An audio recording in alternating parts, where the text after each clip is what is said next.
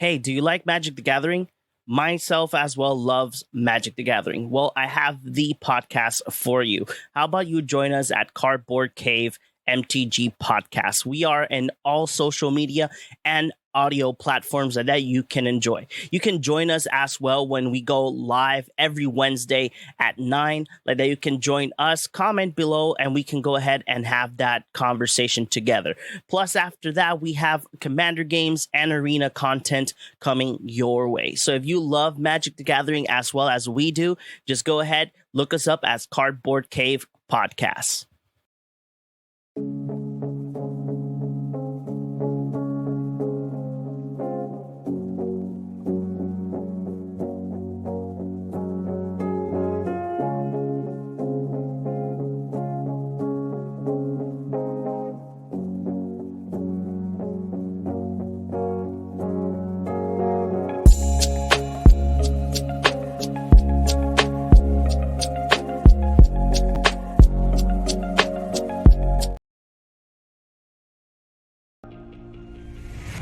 Welcome to the Cardboard Cave Podcast, the #1 show in Puerto Rico about trading card games.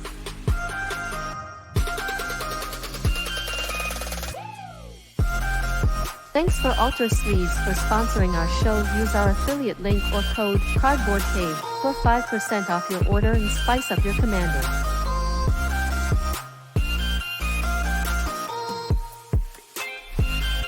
Don't forget to follow us on our social media or listen to us in all major audio platforms.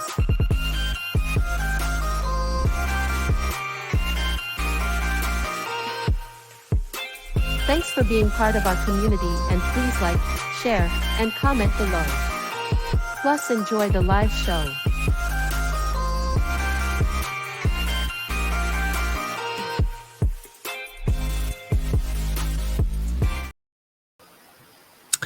Hey guys. Oh, my camera's out of focus. As you guys know, my name is Christopher. I'm one of the guys here at the Cardboard Cave Podcast. Today we are not starting off with our host John. He's having some electrical issues, as our wonderful island is known for. But tonight we are going to be discussing some Lord of the Rings spoilers for that upcoming collaboration set, which is hopefully going to be really cool. Tonight, joining me is the master of the cube, the master of the dark arts himself, our other host, JP. Hey, what's up? What's up, my dude? I'm doing pretty good on my end. I'm kind of just super excited for what we got coming for those Lord of the Rings spoilers. Want to jump right into it, or what are we getting into? I'm a bit tired, but I'm pretty good myself. I'm excited too. I'm very excited, actually, especially after seeing one of the particular cards. I really hope that the other card that goes with it is good. I will get to that when we start discussing the cards. All right. So, oops, I wasn't supposed to put that in there yet, but since we're already here, let's start with the box toppers. The top to bottom. The bottom to top. Bottom, you said bottom to top. So wait. These lands are box toppers? Yes. And the party tree? Wait, hold on. Like, roll it back here for me. Come on. Like, well, go ahead. The value of Gorgoroth, also the real magic card being Wasteland, is a land. You can tap it to add a colorless, or you can tap it to sacrifice it and destroy target non-basic land. That is a card that is coming as a box stopper, if I'm not mistaken. That box stopper has the set symbol for the commander decks, so it will not be modern legal. I mean, in theory, right? No, because it's still a wasteland, no? Because new cards that are box stoppers can be modern legal. Oh, they made these box stoppers have the commander set specific, like the commander set symbol specifically, so they are not commander modern legal. Yeah, I actually didn't know that about like the legality of box toppers. So, Ensnaring Bridge, which is the Bridge of Khazad Dûm, is already a modern legal card. But in order to maintain some type of like Consistency, I guess. consistency, they also have the commander set symbol. Gotcha. But it is a modern legal. And then the party tree, which My is favorite. the Great Henge. Looks I didn't insane. explain the Bridge of Khazad-dûm. It's creatures it's a 3 mana. It's an artifact. Creature with power with power greater than the number of cards in your hand can't attack. And the party tree is 7 green. It's a legendary artifact. This spell costs X less, where X is the greatest power among creatures you control. You can tap it to add green and gain 2 life, and then whenever a non-token creature enters the battlefield under your control, put a +1 counter on it and draw a card. These are Mhm. if I'm not mistaken, these are the 3 box toppers. Only Wasteland is the not modern legal one.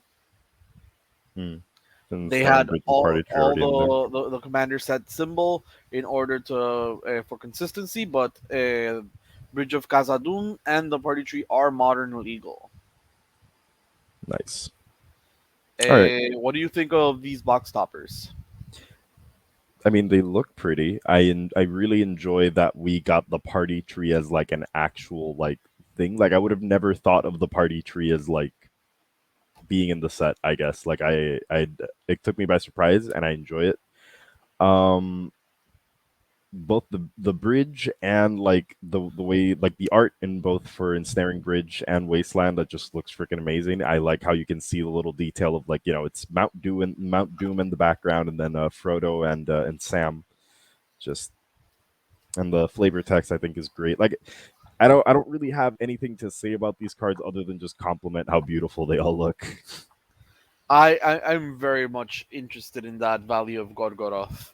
Like Interested in all three of those. They look amazing, man. I am not a huge fan, like we've already said this before, Mhm. of like reskins. This is the Mhm. way to do them, and they are nice. I'm not a huge like I like them. It's not that I don't like them, but I'm not a huge fan of them.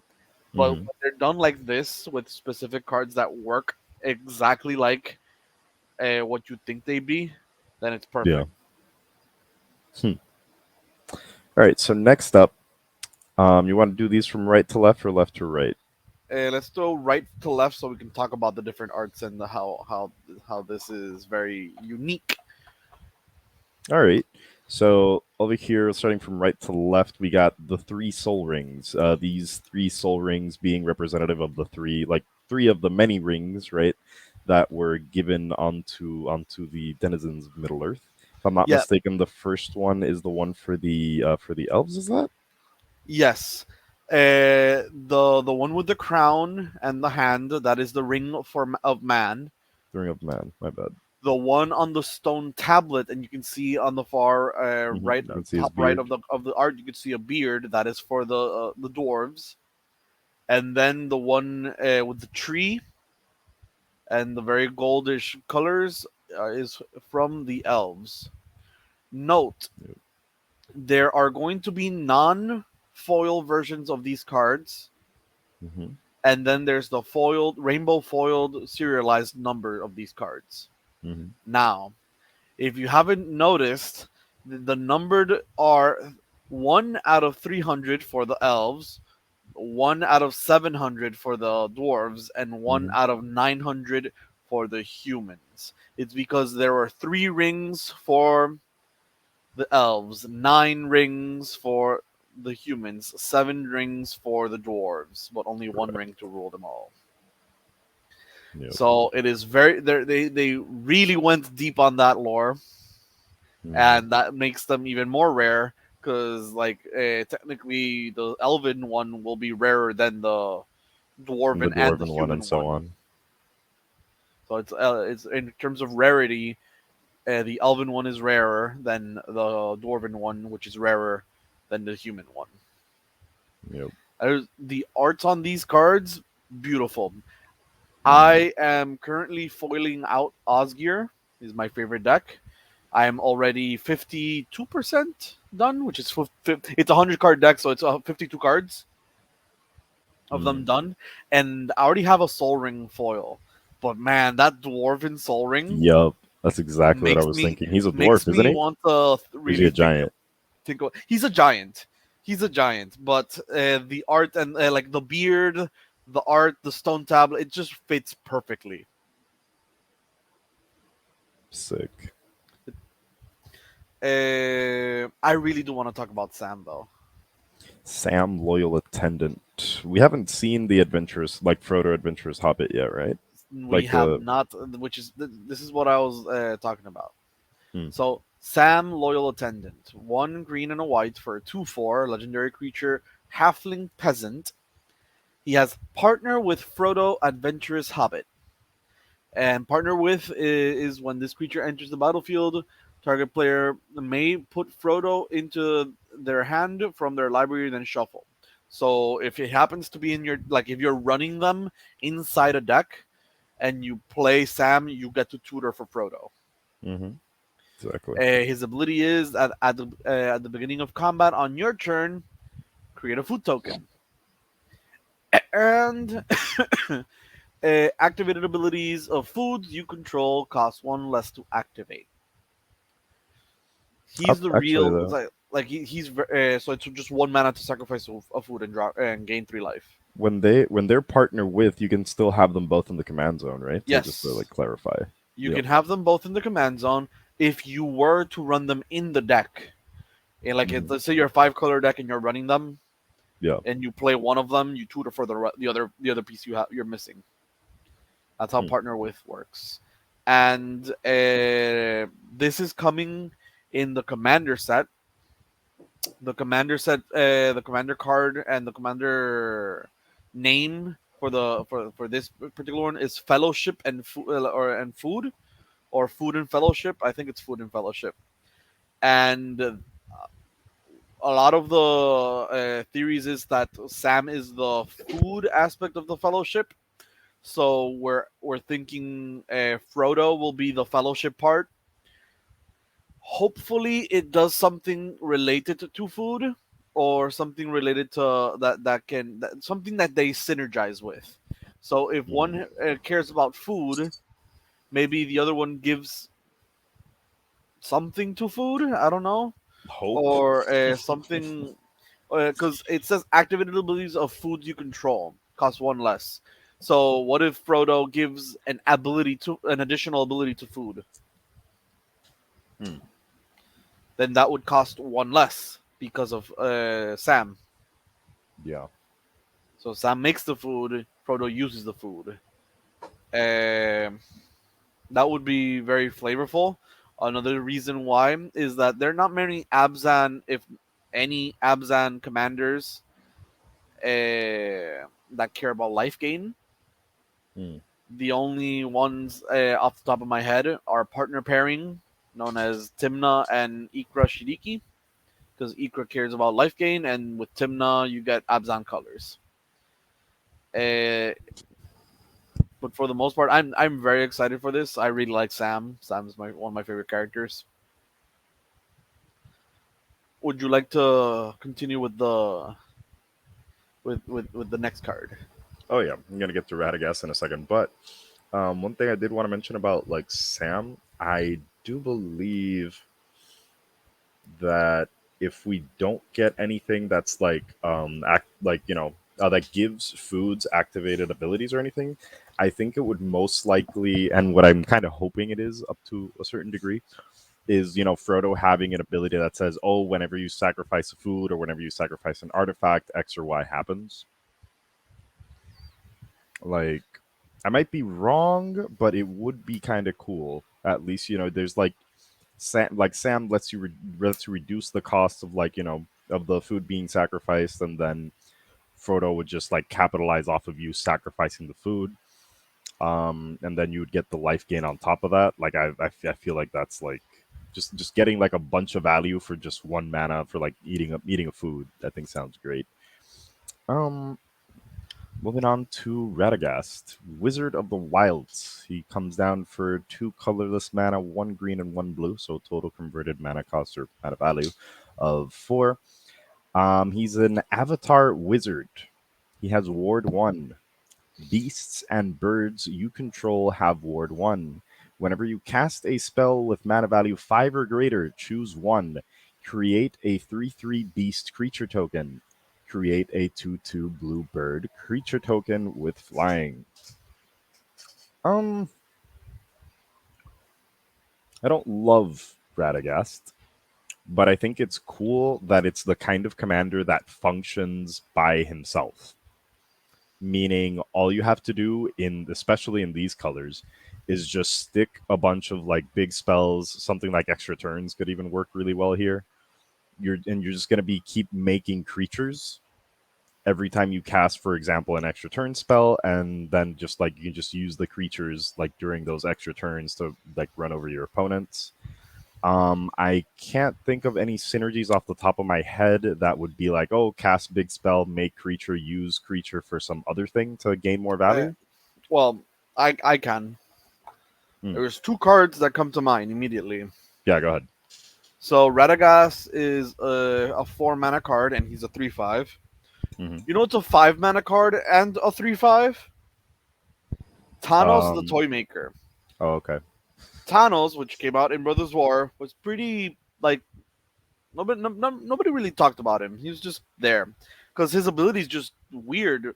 I don't know why Wizards is pushing Beast and Birds to be a thing, but Thanos the Toy Maker is 3 green and a blue, so 5 mana for a 3/5 legendary creature human artificer, and his ability is whenever you cast a beast or bird creature spell, you may copy it, except it's an artifact in addition to its other types. Hmm. So you play this on 4, you play Thanos on 5, you cast Yeah, any beast or bird, you profit. If yeah, you but I'm not seeing run, like a combination of bursts or beat or like beast or birds here that are like that gives me like a clear line in my head, I guess. I'm just saying that they're pushing this, so Hmm. there's probably gonna be more synergies eventually. Is like eventually there's gonna be something to build around with this. Also, something I forgot to mention about Sam. He Hmm. says activated abilities of foods you control cost 1 less to activate. Ginger Brute becomes haste and unblockable. Becomes unblockable for free. That's interesting. That's funny. That's potentially efficient. I like that. Put a hammer on him.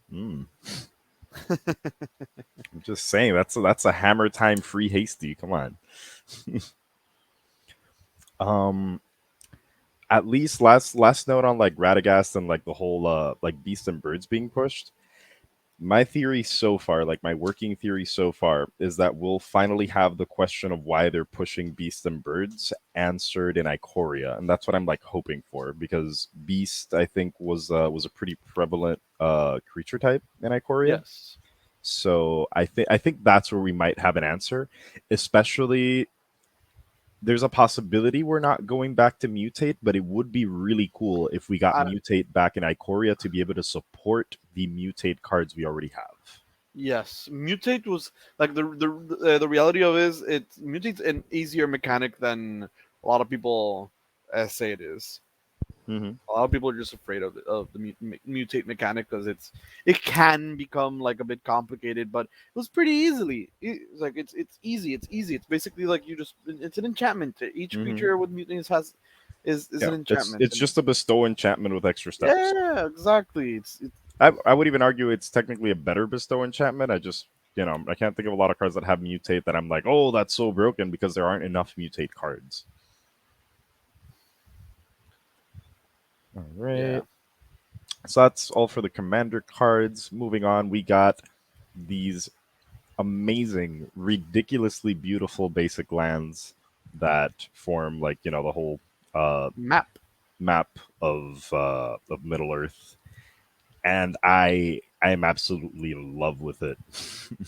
Depending on how good Frodo is, and if I want to make that Sam and Frodo deck, I Oh might get yeah, some of these. Otherwise, I'm not too sold. It's fun. They look nice, but I just want the whole map, man. it's a map. Yeah. mean, I just want to have the whole map. I think it would look really cool, and I don't know, I just like it. I enjoy like map art to me is one of those things in art that I very thoroughly enjoy, and this is just tickling that spot, and I enjoy it. Moving on, we're getting our first stuff that's actually going to be in the set. Starting off with Reprieve, there is many things to be said about Reprieve.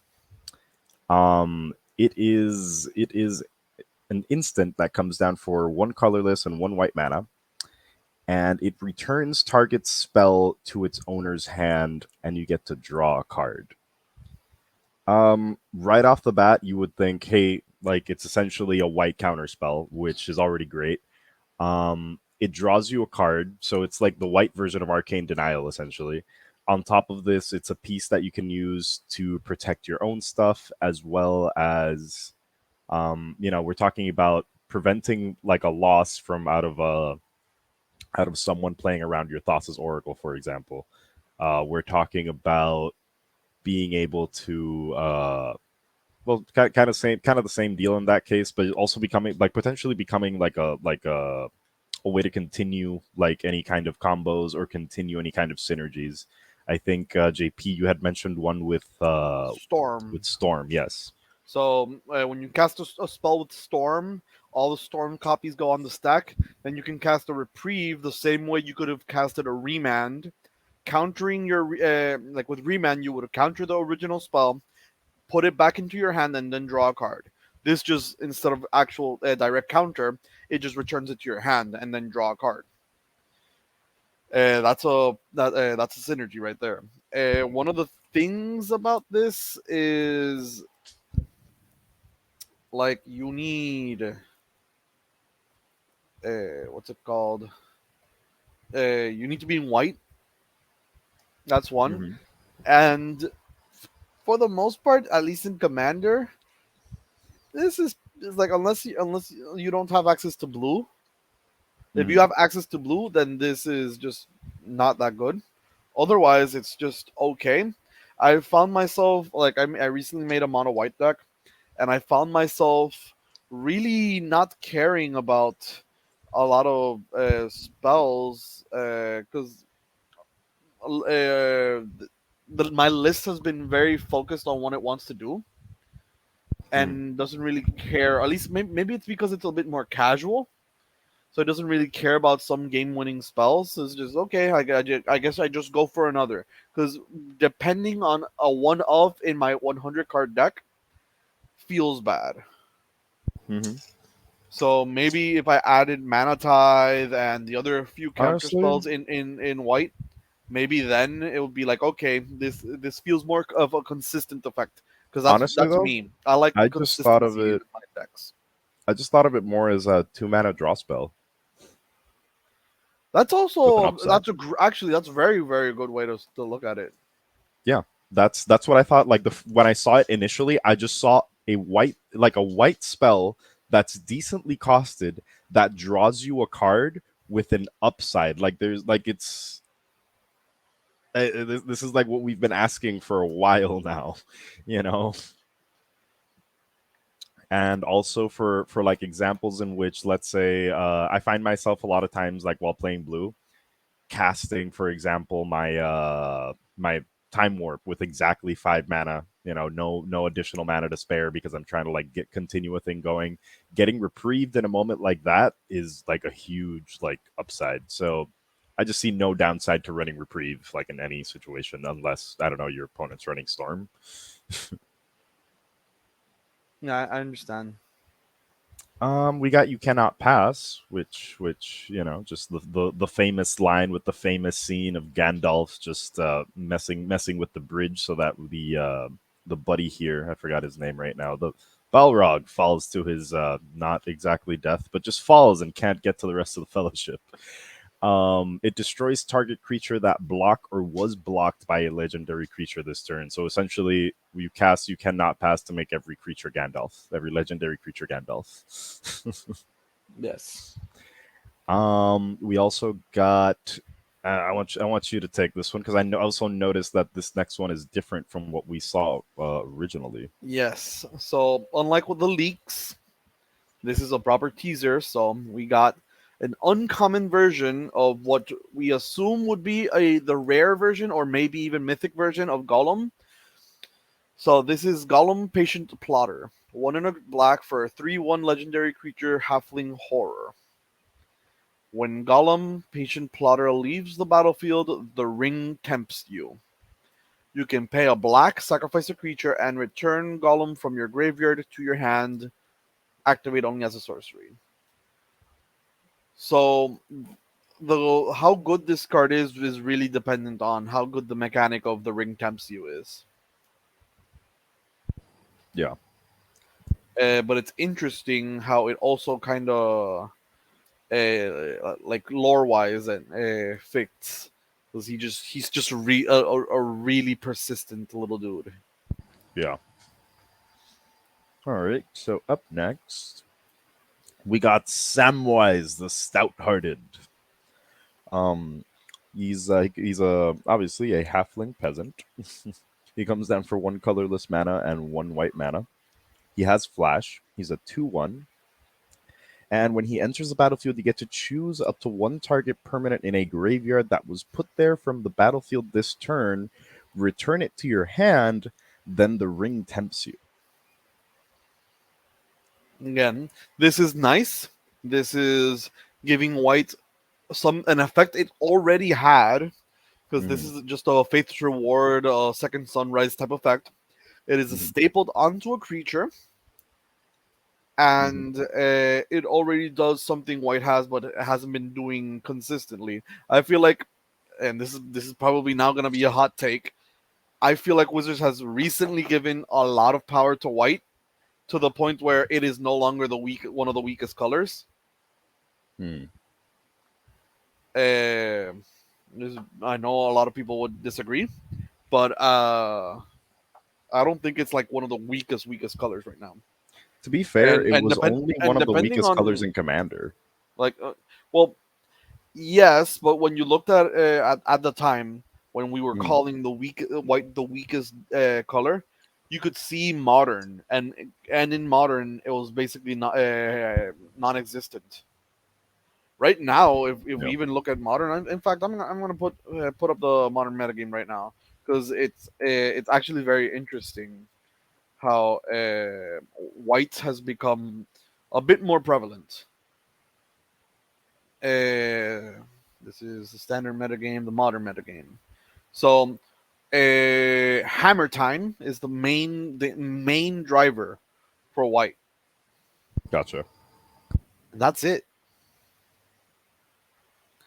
Because burn has white, but burn has white because of lightning helix.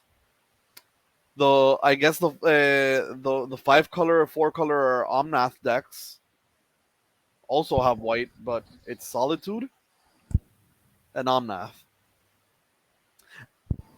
Hey, don't they also run that one removal spell Yeah, prismatic called the ending. March? Prismatic ending is also pretty good. Right. And then Domain Zoo, which also does not have like has Dramoka's command, Lightning Helix, and they're Yeah. just multi cards It's just anyway. that white is just like I still stand on the point that white, even when even when it was still considered like the weakest color, um, it's just I would say it's one of the best support colors, if not the best support color. I'd say it's the second best support color. Mm. Uh, First one being, First one being black. hmm, I haven't thought about that too much. I mean, I guess it just at worst, like at its worst, black just tutors literally anything. Like if you're not running anything You're else gonna that's look for black in the deck, you're just probably gonna tutor a everything. non-black card. So Yeah, there that you is a go. good point. Yeah, all Unless right, you're running mono black like me. correct.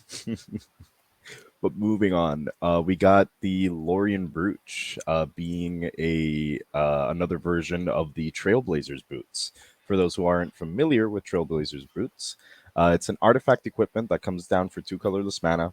Equipped creature has none basic island walk, and it equips for 2. Um, If I'm not mistaken, this is supposed to be like a promo, okay. one of the promo cards. It's gonna be in the deck, like in the set, but this is just one of the promo cards that they're gonna be showing I and would kind of showcasing. hope that this appears in draft boosters because I think it'd be pretty interesting for draft because we've already seen like a few non-basic lands, and we're gonna be coming up on another one in a minute. Which actually, if you don't have anything else to say about the Trailblazers boots, we'll segue on to the next one. Would you like to take it? The Shire. So it's a legendary land. The Shire enters the battlefield tapped unless you control a legendary creature. You can tap it to add a green. You can also pay 1 and a green and tap it. Tap an untapped creature you control and create a food token. Also has a little flavor text. You must start somewhere and have some roots, and all the soil in the Shire is deep. Now that's merry. I like this card. It's pretty simple for a legendary land. I also, in terms of design wise, I really enjoy uh, niche lands and not generically powerful ones. So this one fits that theme. How so? You just talking about how like it comes untapped if you control legendary, or like No, what no, did no. you have in The mind with food, it? the food aspect of it. Oh, okay, I get you. Hmm. I also think it's pretty cool. For example, a deck kind of like any of the Joda decks, or back in the day, rest in peace when you would run a Golos deck. Yeah, And being able to have the different colored lands, this helps out a lot. Just having the equivalent of a forest, but it's also a legendary like permanent, so which might be relevant for like other reasons. I don't know, really cool stuff. I would also like you to take the next one because it's in your it's right around your alley of like color combination stuffs. yeah. Speaking, there's a little side note. I Mhm. was looking at my decks and I was like, wow, I don't have a green, like a proper just green deck. I don't have a proper Mm. blue deck because I have Osgir red white. I have Ayara which is black, and I just made a mono white deck. And I was even thinking of making a mono red deck. It was like, oh wait, I'm very focused on Mardu colors right now. Yeah, huh? It's pretty cool. So it was just very interesting just to note that down. Anyways, Frodo, Sauron's Bane. We saw this card being teased with a different art style. The different art style was already shown, and it connects with 4 cards actually. Hmm. It connects with an alternate art of Samwise the Stouthearted, an alternate art of Gollum Patient Plotter, and the alternate art of Frodo, Sauron's Bane, and one of the many alternate arts of the One Ring, which we'll talk about. Frodo, Sauron's Bane, 1 white for a 1/2, legendary creature, halfling citizen. You pay a hybrid white black, white black, so two hybrid white black. If Frodo, Sauron's Bane is a citizen, it becomes a halfling scout with base power and toughness 2/3 and lifelink. And then you can pay black, black, black. If Frodo is a scout, it becomes a halfling rogue. And when this creature deals combat damage to a player, that player loses the game if the ring has tempted you 4 or more times this game. Otherwise, the ring tempts you. This is I'm a very big for long time watchers of the podcast. I'm a very fan of commander damage. Hmm. I think it's very difficult to pull off. A lot of the time, it's and whoever makes it look easy, hats off to you. I always end up killing one person with commander damage and then dying. Uh, this is a great way to just Frodo. Oh, I was tempted 4 times. Frodo is active, and now I can kill someone. Yeah.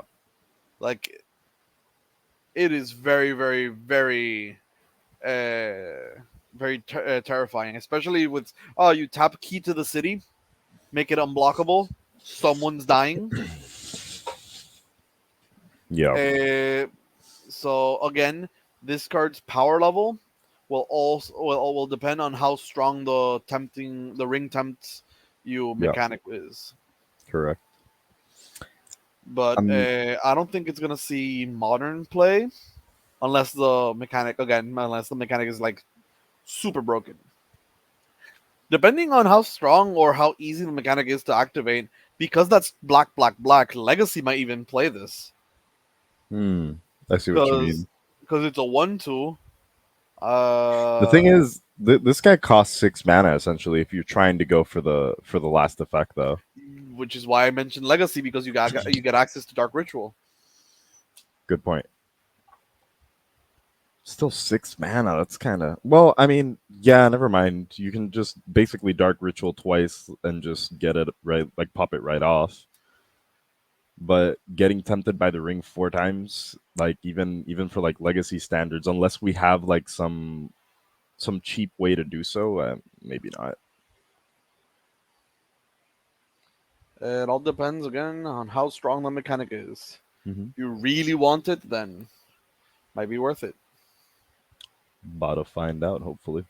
But next up, unless you have anything else you want to say about Frodo, No. next up we got Gandalf the Grey. He comes down for 3, 1 blue, 1 red. He's a 3/4 Avatar Wizard. He lets you cast. Oh no, he not lets you. Whenever you cast an instant or sorcery spell, you have to choose one of the 4 modes that has not already been chosen. So you may tap or untap target permanent. You deal 3 damage to each opponent, and you copy target instant or sorcery spell you control. You may choose new targets for the copy.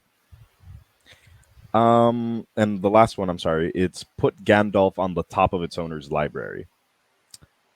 Oh, Gandalf. One of the first things that came to mind, obviously the thing that's like super obvious that just hits you in the face, right, is that you can cast 3 spells in a turn, until Gandalf has to go back to your hand, which can sound like like kind of a huge downside initially.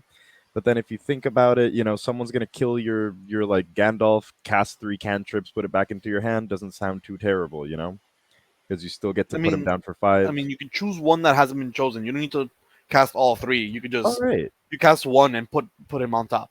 that is true. He's That is always true. he's very like he always has protection, which Hmm. I want to mention. This card is the most flavor win of Hmm. like flavor win card we have seen so far. You get 3 random effects and then Galdal says peace and leaves.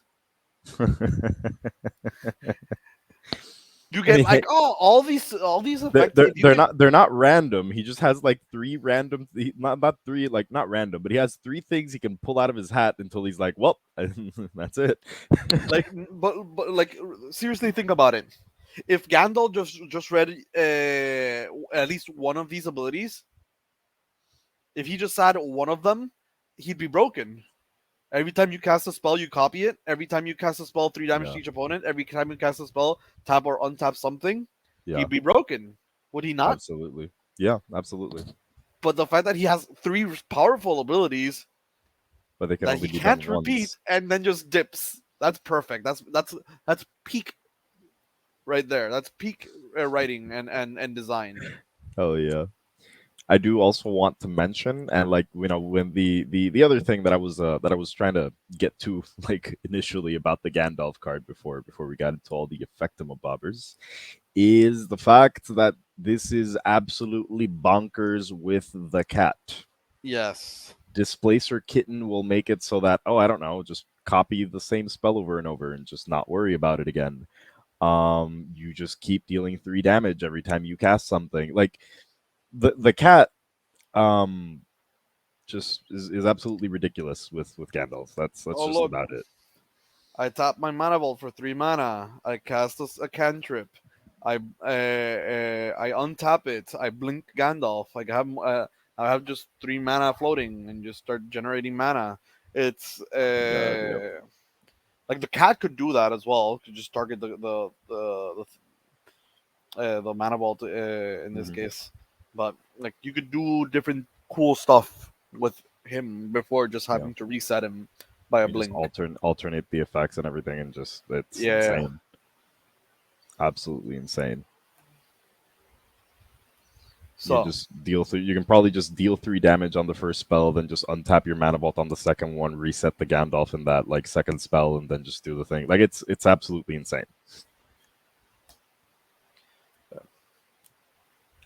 so we got. I really want to read the last one, but let's read. Let me read the first one right now. Mount Doom, legendary land. You pay 1 life and you add a red or a black. You can pay 1 black and a red, tap it, and each opponent that deals one. The Mount Doom deals 1 damage to each opponent. Or you can pay 7 mana, 5 black and red, tap it, sacrifice Mount Doom and a legendary artifact. Choose up to 2 creatures, then destroy the rest.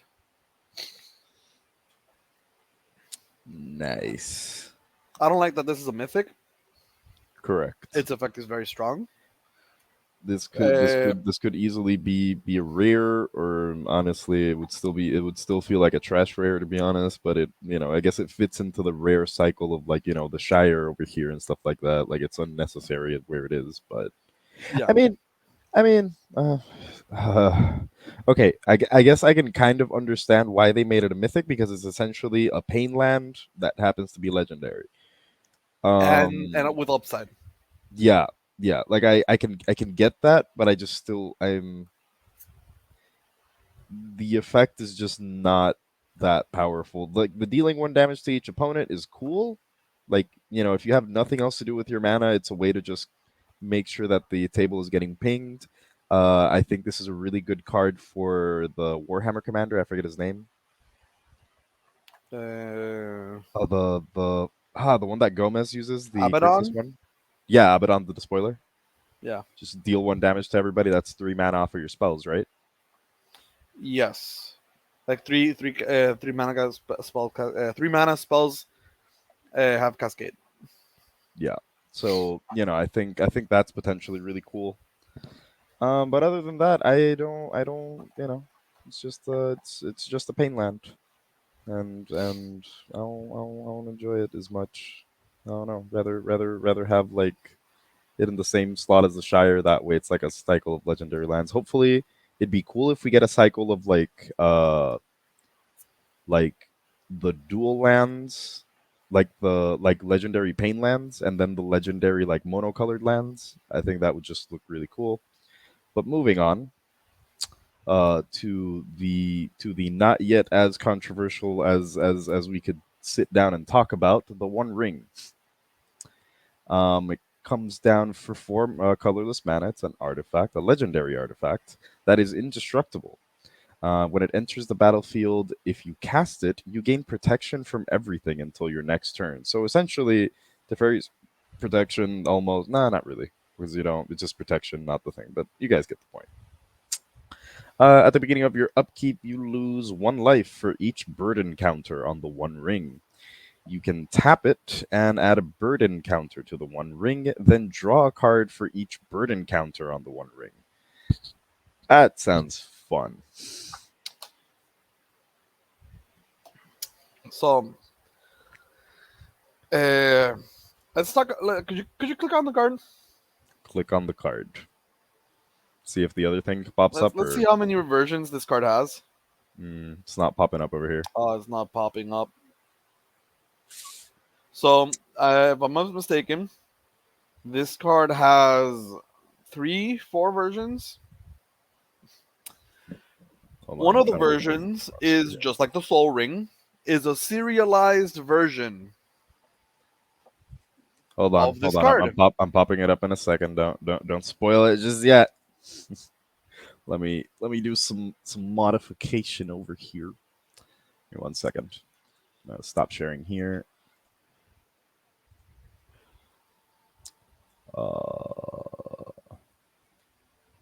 Crab. Here we go. Gonna.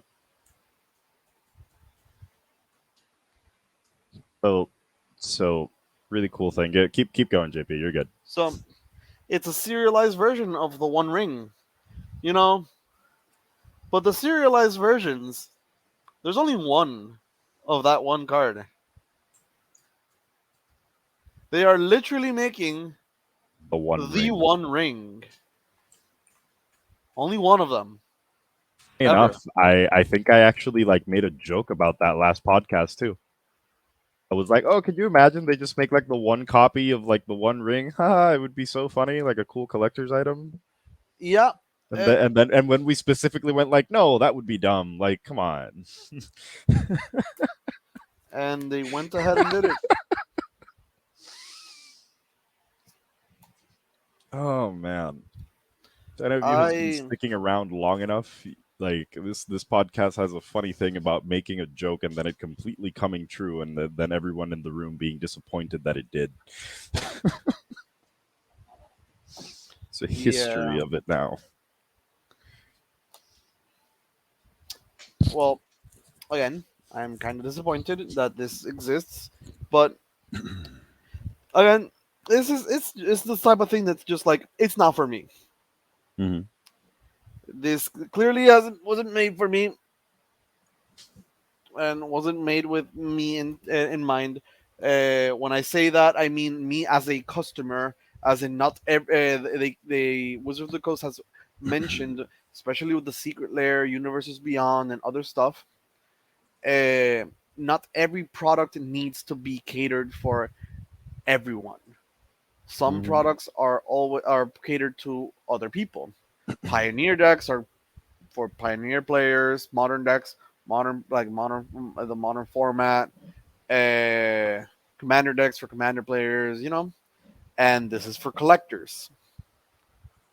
What I am hoping is that Jimmy Jimmy 10-year-old is like, oh, I love Lord of the Rings, and their parents see this and decide to buy them this card, this collector booster, and then he just kind of, oh look, it looks so pretty. It's the One Ring, Yeah. and just kitchen table magic plays with it. No sleeves, just raw dogging it. Oh man. That'd be beautiful. It'd be karmic justice. Honestly, I every like everything in my body would just love it if someone in the community got this and they just took it to like to an active volcano somewhere and just dropped it in, or like something along those lines, just to make it all go full circle. And just I think this is definitely, ironically enough, like it is a great like symbol of greed, and destroying it, like how it should canonically go, should definitely be the way to go about it, just because again that would be like the huge like nerd accomplishment, right? You want to take a gander at how it at what price point this might open up at? I'm starting the low ball at 30K. Starting a low ball at 30. I was thinking 100K, but just because like it's the kind of thing that if someone pulls it in a booster, they're going to definitely try to post it at the highest price possible. Like if someone is looking to sell this, if anyone would get their hands on it and be either crazy enough or smart enough to sell it, whichever one of the sides of the boat you're on, right? I would just definitely try to go like as ridiculous as possible with it. It's the only copy of this thing in existence. It only comes in collector's boosters, which, it's like the random chance of it's the one booster you bought, it's the entire like box you bought, or you ripped through like 8 cases of the thing and didn't like find anything close to the darn ring. So I would just go for 100K. Like hell, I'd put it, like if I got my hands on it, I'd post it for $1 million. You want the only copy of this card in existence? Cool, just make me a millionaire. That's all yours. Just make it prohibitively expensive, so either nobody can buy it, or like someone who just really doesn't need the money gives you the money. That's what I say. But since you had mentioned the other arts, I was able to find the One Ring in one of its alternate arts. Give me 1 second. Stop here. Flop.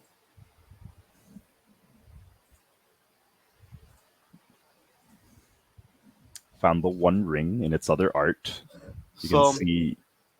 Yeah, go ahead. yeah, that's Gollum's hand. If you find the other art of Gollum, it is him throwing himself into the lava, trying to catch the ring. Let me see if I can find something else. Hold on. Um, I'm trying to see if I can find the whole picture because here it is. All right.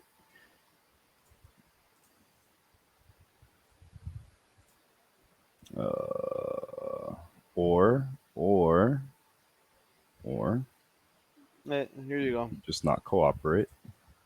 Yeah, I got the Twitter post. I'm just trying to like get the image isolated, which of course is gonna be a pain. I sent you one just in case, All so right, you can present perfect. it. It's in the general chat for ours. Gotcha. Here we go. Let me go over here. What? No, that's not the right button. Remember, people, we are live, so things happen. Here we go. So we got Frodo, Sauron's Bane. We got Samwise the Stout-Hearted. Just the moment in which Frodo drops the ring. And Sam is, trying to, I don't know, either encourage him or stop him at this point. It looks like he's being stopped rather than encouraged, but let's go. And then you got Gollum diving in for the One Ring over here at the bottom. It's like the whole Mount Doom scene, and I think it looks absolutely beautiful. I find it kind of fun that the ring in itself looks very much like the ring does in the movies, like aesthetically. But it still has like I don't know, like at least in this specific frame, the ring looks like it's almost in a different art style than the rest of the characters. And that kind of gives it like a quality that makes it look like it's in motion, kind of like when you're watching something in 2D and then like the 2D object with the really cool movement like pops in is kind of like the feel that it kind of evokes for me. I don't know if like anyone has a similar feeling there, but if you do, should probably pop it down in the comments and we can talk about it a little bit. It just kind of pops. Yeah. All right. Anything else you want to say on the One Ring, JP? No, yes, actually, there's a lot more to discuss. Um, there's a card called Mind Over Matter. It's a reserve list card. It was already a very expensive card, and it started spiking because people were like, "Oh my god, I go infinite with it!" When you can go infinite with Mind Over Matter goes infinite with anything that taps and draws. Yeah. So Mind Over Matter goes infinite with a lot of things, not just the ring. But people were just like going crazy, and it started making a spike.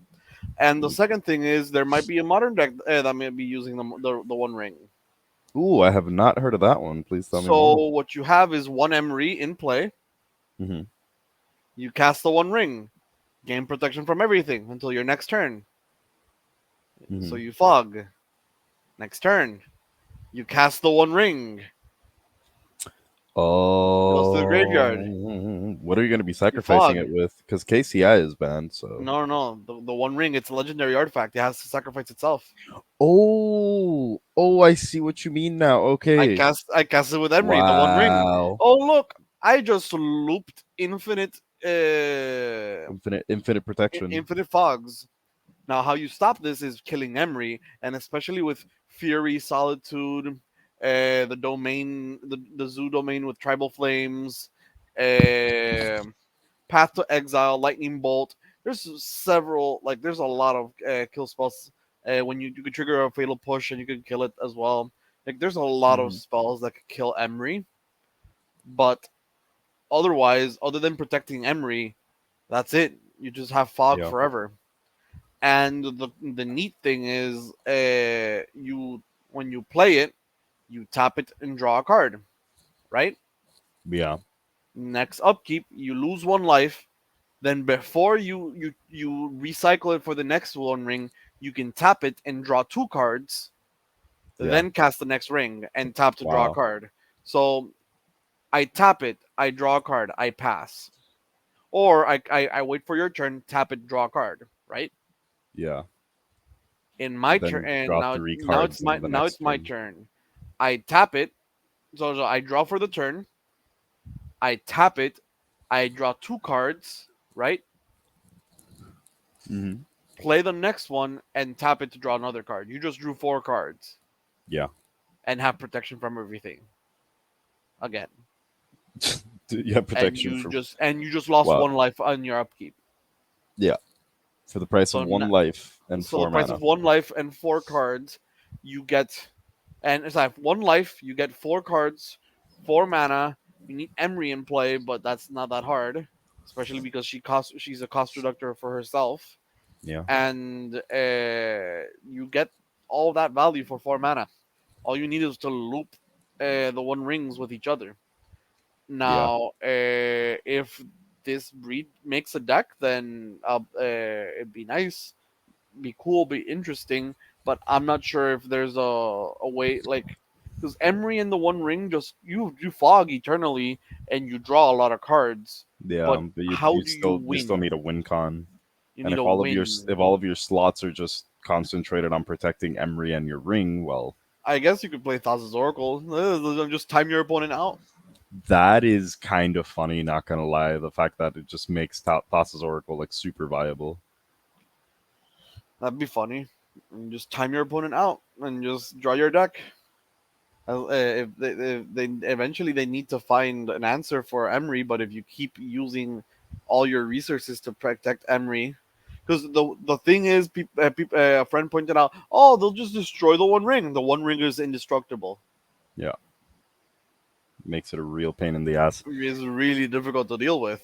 Though again, a lot of decks that are running white were actually running the white march, so it might not be too difficult. It's just that putting 5 mana into it is a bit of a pain. So unless you can Yeah. catch the uh like, you know, your Emery opponent tapped out and without free answers in hand, yeah, but that's going to be pretty difficult if they're drawing 4 cards in a turn. So that's actually a pretty like interesting point to make there.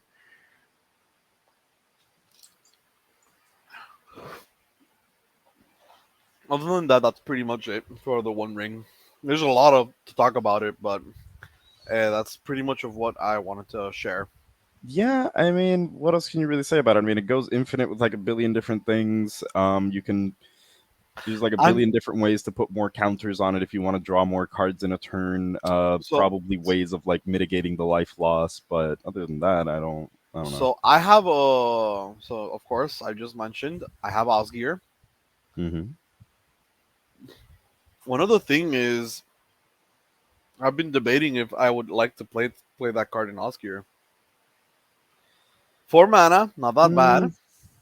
Protection from everything, but it's you gain, not permanence, and I kind of want to protect Osgear. exactly. The life loss is negligible. The drawing cards is always good, and at worst, like it's an artifact, so I can just copy it, double it. You're not going to be able to really like No, yeah, copy like it, I but copy it. I make two copies. I sacrifice one. I keep one yeah, copy. Anyways, yeah, again, it's it's like something indestructible. you It's can kind of bring hard back. to remove, anyways. Mm-hmm. I don't think it's worth it for how fast my deck is. Mm-hmm. Because 4 mana for one card, then next turn for two cards is not as fast as just having a Though, memory jar and drawing seven, paying yeah, five more, and then drawing 21. Drawing 21, basically 5 mana for 21 cards. yeah, 10 mana for 21 cards, technically, but that's still pretty insane. I mean, a mana per card is good. Like, you know, You're going two mana for I mean 2 cards per mana, so that's still pretty solid. Yeah. Uh, yeah. Let's go back here to like our last few remaining cards. You mentioned you wanted the very last one, so I'm gonna go ahead and take Yes. that next one. Give me 1 second. Wait a minute. There we go. Let's go over here. And we're back. So next up we got Sauron the Lidless Eye. A Rakdos. He's a Rakdos avatar horror. Comes down for 3 colorless mana, 1 black and 1 red. When Sauron the Lidless Eye enters the battlefield, gain control of target creature and opponent controls until the end of turn. Untap it, it gains haste until the end of the turn. Um, you can pay 1 colorless, 1 black, and 1 red. Creatures you control get +2/+0 until the end of turn. Each opponent loses 2 life. I enjoy it. I don't there isn't part anything that I would like say like that it's like, oh, it looks particularly amazing or strong to me. But I really do enjoy it. I enjoy kind of like the flavorful chunk of like taking control of your opponent's creatures, using them against them. Um, I like that his ability is not only a buff, but that if you can find a way to just kind of generate a buck ton of mana, you're not only buffing your creatures, but also affecting your opponent's life totals at the same time, which I find just really, really cool. And if I don't know if I already mentioned, but Sauron is a 4/4, which like, goddamn. I mean, he's big. I'm. Someone mentioned that this is like one of the starter kit Sauron. It's not the Sauron from the Commander, because the Commander I can Sauron see that. is gonna be Grixis, I can see that. Yeah. because knowledge, evil, hmm Grixis. Yeah. Yeah, he's just pulling off the Nicole Bolas, or rather, Nicole Bolas was pulling off the Sauron. So Yes. I like it. Ah, and I just enjoy like the flavor text. There's an eye in the dark tower that does not sleep. I think it's if this is supposed to be Sauron like once he's already like, a giant flaming eyeball rather than like Sauron from like back in the day. This is like fine. It because again, when Sauron is like up in the tower, I feel like he's pretty nerfed in comparison to walking the earth and mauling everything down, and also on top of that using his magics. But up next we have Aragorn and Arwen wed. Honestly, I liked the was it Portuguese or Spanish when we originally saw this? Yeah, Portuguese. Like I liked how the Portuguese version sounded better. Like just wed sounds very flat, but whatever. Comes down for 6, so that's 4 colorless mana, 1 green, 1 white. They have vigilance. They're a human elf noble. Whenever they attack, or I'm sorry, whenever they enter the battlefield or attack, you put a 1/1 counter on each other creature you control. You gain 1 life for each other creature you control. They literally just took 2 cards that, if I'm not mistaken, cost 3. Um, put it into a card, gave it a keyword, and made it a creature. That's literally it. Not exactly the most complicated design I've ever seen. A trash mythic, so I'm really hoping that it's in the commander decks rather than actually being in the set. And that's all I have to say about it. That's about it. So, JP, it is your time. I this is a done mythic. Yeah, it just pumps.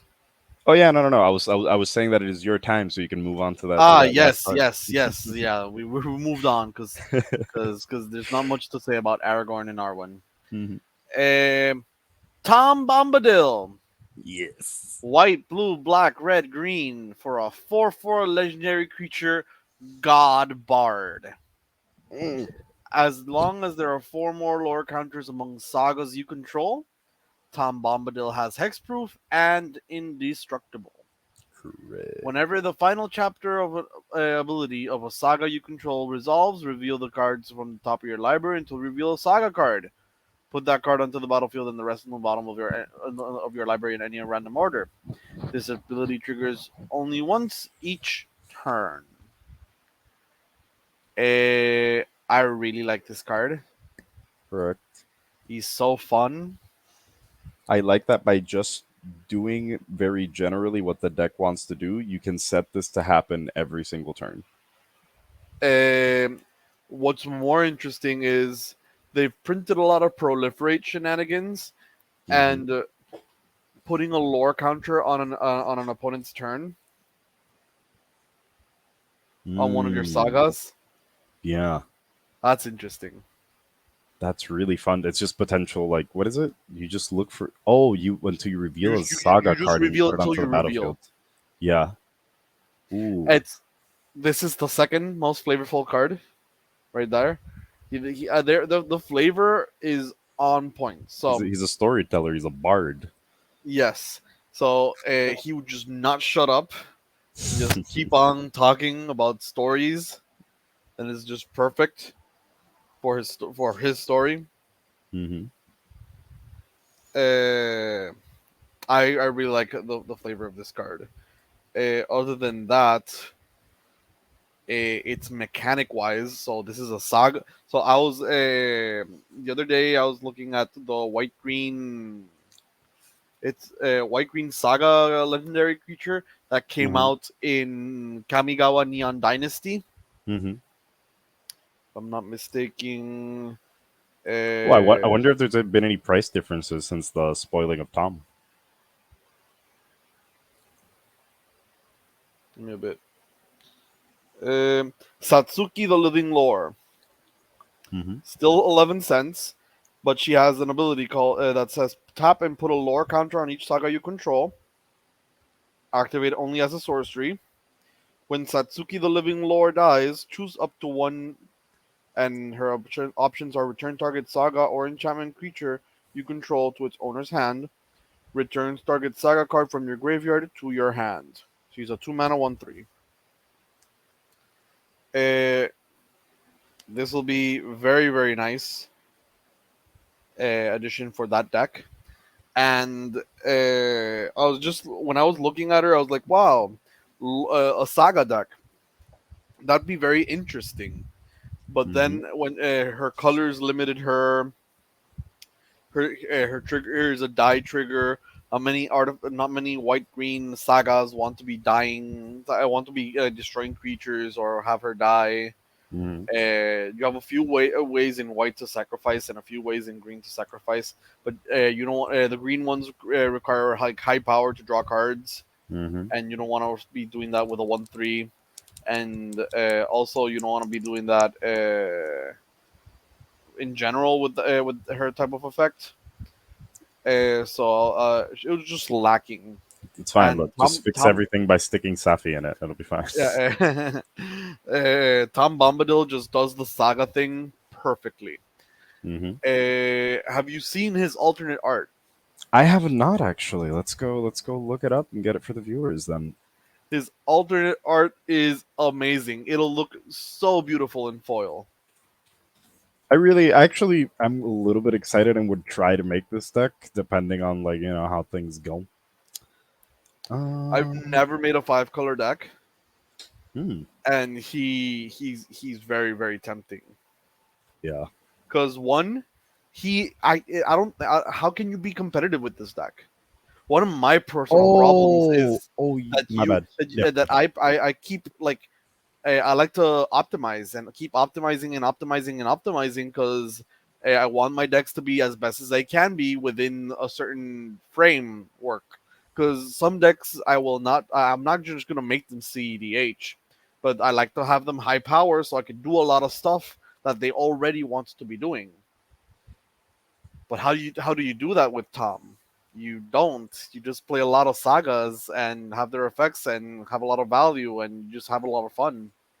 Unfortunately, I couldn't find a higher quality one, but But one second, I was able to somewhat find it. Got Tom Bombadil in his radiant ass form. Wow. Yeah. That in foil will look amazing. If only I could make this look prettier, but unfortunately, if I zoom in, it just gets a little ruined. But oh, it looks so good. I'm really hoping that there's like a really good distinction once like we get down to the foiling, right? Really good distinction in between like the borders that are in like the Elven script. And I just want that center to be like very, very bright in foil. Yes, like a really really bright like white center, and then have the inscriptions like in a really like in a gold color that'll really stand out. Oof, like this would look insane. Wow. But yeah, at least so far, that is all we got in terms of the Lord of the Rings spoilers. We went through each and every single one of them. I almost can't believe we've been around here for an hour talking about these beautiful cards. But I think that, once we get past the art and the card effects, there is another important aspect to talk about, which, of course, can't be untalked about when talking about Magic the Gathering, and it is the price of these sets. If I'm not mistaken, since cards started getting spoiled, there have been some changes to that pricing. But I'm not sure exactly where it was it that we saw them last time, at least in terms of pricing. Give me one sec.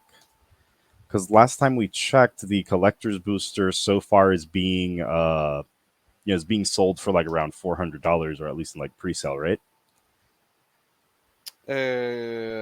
Something like that. Yeah. Um, the trend so far with collector's booster sets and stuff like that is that usually after some time, all of these will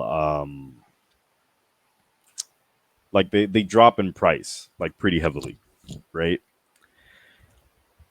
But but I'm not too confident about those price drops with this set because of what it is, really, right?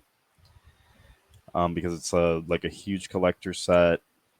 After like, have we gotten any news on how is that they're gonna handle this, or how do I say this?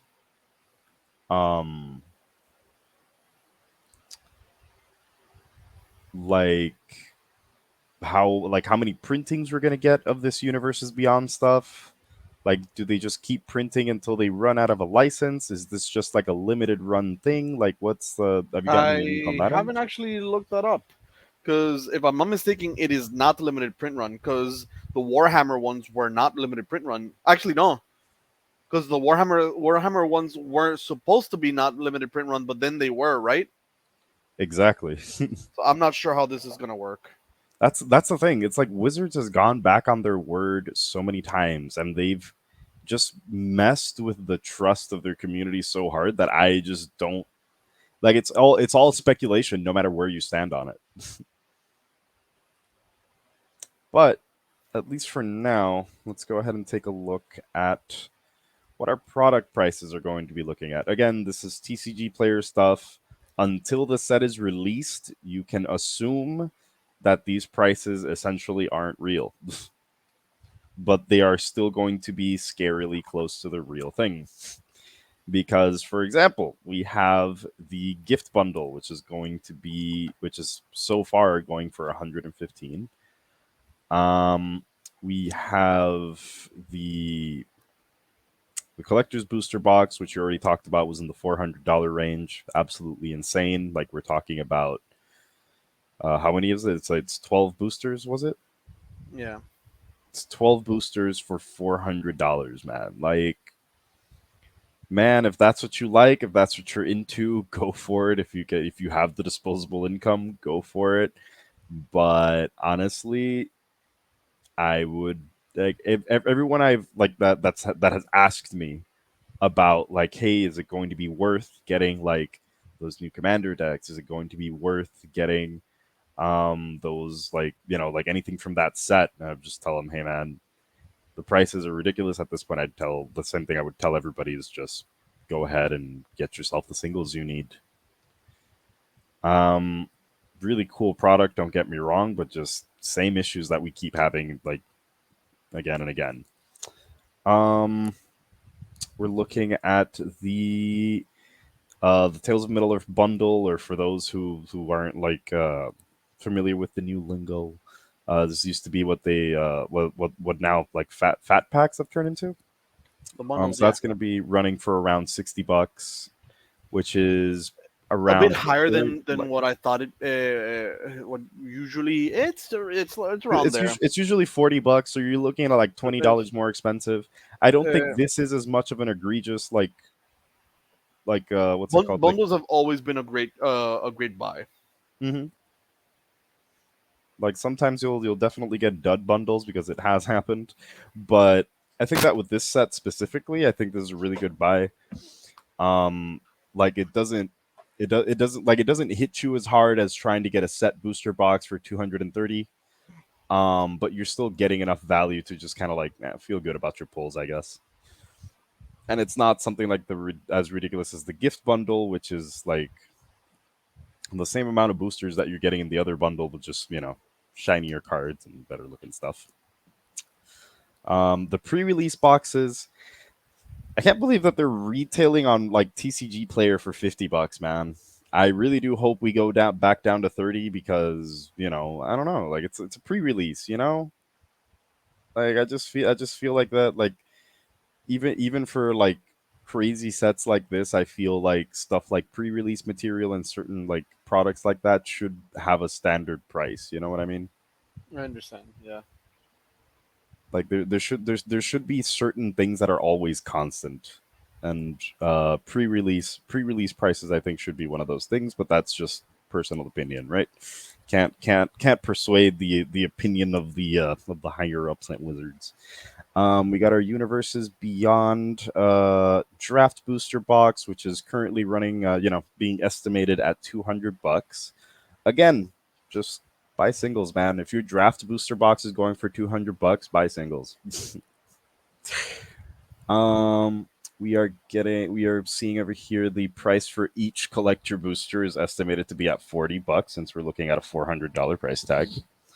We are looking at our there's going to be like the starter kit, which is going to bring 2 decks of like pretty basic Magic the Gathering decks for people who are essentially using this opportunity to get into the IP for the first time of Magic the Gathering. So great product if you know someone that likes Lord of the Rings and that you want to get them to learn or to play Magic. And one of my favorite products because of what it is, but not what it contains. The Magic the Gathering Universes Beyond Lord of the Rings, Tales of Middle Earth Jumpstart Booster Box. I'm hoping that the Jumpstart Booster Box product is going to have some unique stuff in it. I'm hoping that it's going to have a lot of the stuff that got either scrapped for the set or that just didn't make it into the set, and just generally hoping that it's a better Jumpstart product than what we've gotten before. Like I don't got much to say on that end anymore, but I'm just hoping that it's a product that stands out a bit more, because it's hard for a lot of these products, especially Jumpstart, to kind of have any impact when you launch, literally like almost a dozen products for every release. It's like 1, 2, 3, 4, 5, 6, 7, 8 plus 4 commander decks. That's 12 products, or well, I guess you can maybe put it down to uh, around 8 products if you count like commander decks as the one thing, and the set um and the draft booster box is their own things, just being the set. But you know, it's a lot of product. It's a lot of product, and I just don't know what we're doing with so much of it. So, JP, anything else you might want to add to tonight's podcast? Nope. Mostly this. Just excited. I was going through the sagas right now, Hmm. and truth be told, they're not good. Nope. Like there's a few of them that are like, oh yeah, this one's okay, this is okay, but like none of them are like absolute includes. They're just a bunch of cards that you just have when they just do stuff. It's interesting to think about. The Tom Bombadil would just kind of do stuff, and you never know what you're gonna get, and that's kind of fun. I get the feeling that the more optimal versions of Bombadil are basically just going to be running like the most OP sagas to just try to close out games, essentially, like Yeah, using the you're probably just gonna have a lot of tutors, Mhm. tutor out a saga, or like a cheap saga, and then just five color good and stuff, make everything sure else. like make sure once it finishes, you activate Dom Bombadil and reveal until reveal one of your powerful sagas. So probably not running many of the sagas. You're just gonna run like the best ones, the very most powerful ones, to try to cheat in. Hmm. The trick here being like, how can you turbo him out? Like how, like when I mean turbo him out, I mean like how fast can you play him because he's all five colors. In addition to uh, when you play him, if the next time you draw a card, so in your next draw step, will you trigger a saga? It's very difficult, like a very difficult thing to think about. You know, you know what? Sometimes like just like as another random comment to add at the end of this, every time I see a five color commander come out, it's really difficult not to instantly try and compare him to Kenrith or some of the already available five color options. Well, I get the sentiment, but I mentioned earlier with the legendary lands. It's just for legendary creatures in general. I don't like generically good commanders. They are Mm, boring. Like like my play style is like sacrificing and returning stuff and doing stuff. I could play Corvold, but he's hmm. boring. All he Yeah. does is, oh, sacrifice I draw, sacrifice I draw. He's very consistent and very generic in terms of what he does. So I personally find that very boring. And maybe some other viewers might disagree with me because they probably think, oh, but I have a Corvold land deck, but Corvold isn't really made for lands. You could make him for lands, as you could make any deck for any other purpose. Hmm. But his general purpose, I try to focus on his general, how best to use and how to best to use and abuse abilities. Then with the Corvold example, he's just very generic in terms of what you want to be doing. Hmm. So Kenrith is the most generic of all the generic commanders. I think I think Golos was less generic than him, and they banned Golos because he was too generic. Yeah. Uh, so I am very glad that a five color deck, it has a niche, has a very specific thing it wants to be doing. It can do the five color thing and like do a lot of cool stuff with the with five colors, but it has a theme. Hmm. Yeah. I would even say that it's like it's really cool when you have creatures like, for example, Scion of the Ur Dragon, which follow tribal themes. They're five colors, but they still have like a really specific Yeah. like strategy in mind. Even if it is just big dragon creature go dumb and swing. Well. It's funny how you mentioned that because I feel like the Ur Dragon is very generic, But Scion of the Earth Dragon is very interesting Correct. because Scion puts creatures in your graveyard. Now you're suddenly you're copying them. Now you want specific abilities to copy onto your Scion.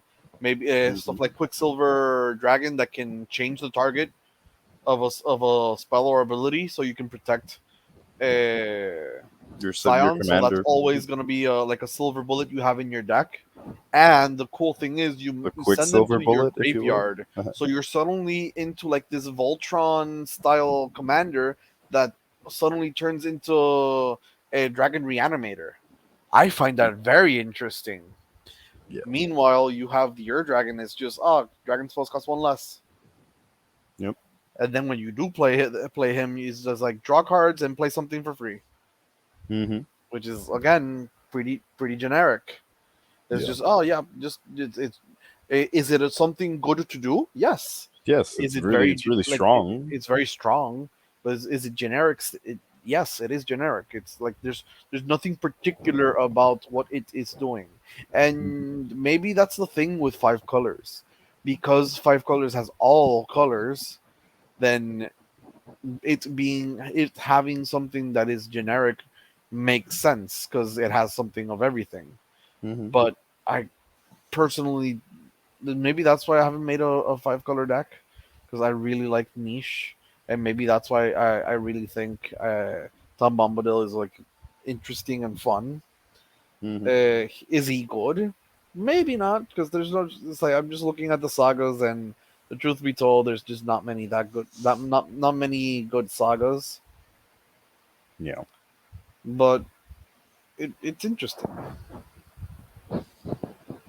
All right. Well, at least on my end, I got nothing more to say about these beautiful chunks of cardboard. Any other opinions, hot or maybe just kind of lukewarm takes that you might want to share? Already, I think already has said is like five color bad, white is in white not that bad. So with that, we'll be leaving you guys to think about to meditate on the takes that that JP has left us with tonight. Meditate on the pricing of this new and upcoming product and how fantastic all of the art and flavor and everything in it is. And we'll be signing off. But more importantly, remember that you can find my buddy, like our buddy Orengo. Um, Look him up on the Googles. Look him up on IMBD. Alejandro Orengo. He's a great director, and while we're all always making jokes about him being like the Oscar winner and the great award winner. I've seen like I've had the chance to see one of his films. I still have like one in my backlog which I haven't touched. Sorry, Orengo, I love you. And I enjoy his work. I got the opportunity to just like watch him work on an occasion, and I just love everything that everyone in this podcast does. So check him out. He does 15 in Richport. He does a bunch of other podcasts. Again, IMBD is going to be your best tool to find everything this man has done. Um, John, John, like the guy who basically just helped us all get this together. You can find him in subtitles required and a bunch of other podcasts he has as well. You can also just pop on over to the Cardboard Cave podcast. We'll shoot you links for everything, so you'll be all set there. You can find each and every one of us here at the Cardboard Cave podcast. You can find me over at my Twitch every once in a while, and you can interact with each and every one of us on our socials. Real quick, don't forget to head over to Alter Sleeves. Just make your commander look hella cool, hella pretty.